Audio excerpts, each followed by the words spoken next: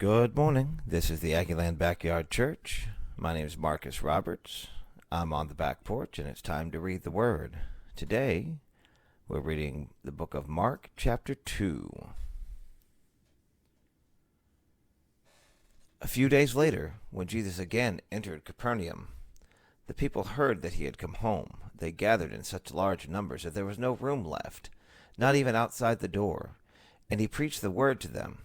Some men came, bringing to him a paralyzed man, carried by the four of them.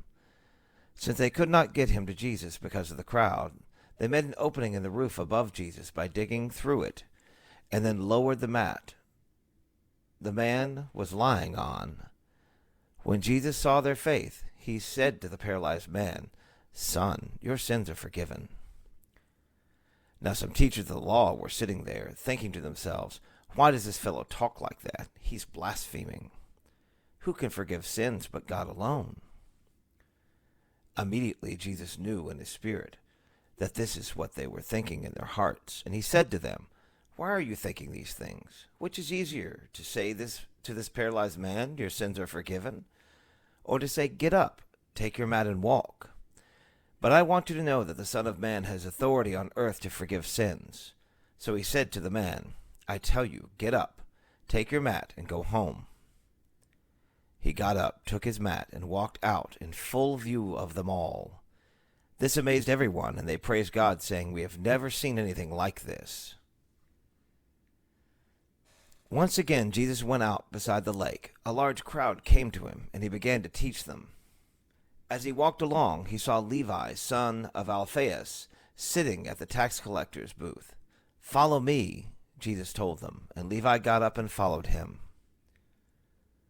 While Jesus was having dinner at Levi's house, many tax collectors and sinners were eating with him and his disciples, for there were many who followed him. When the teachers of the law, who were Pharisees, saw him eating with the sinners and tax collectors, they asked his disciples, "Why does he eat with tax collectors and sinners?" On hearing this, Jesus said to them, "It is not the healthy who need a doctor, but the sick. I have not come to call the righteous, but sinners." Now John's disciples and the Pharisees were fasting. Some people came and asked Jesus, "How is it that John's disciples and the disciples of the Pharisees are fasting, but yours are not?" Jesus answered, "How can the guests of the bridegroom fast while he is with them? They cannot, so long as they have him with them. But the time will come when the bridegroom will be taken from them, and on that day they will fast. No one sews a patch of unshrunk cloth on an old garment. Otherwise the new piece will pull away from the old, making the tear worse.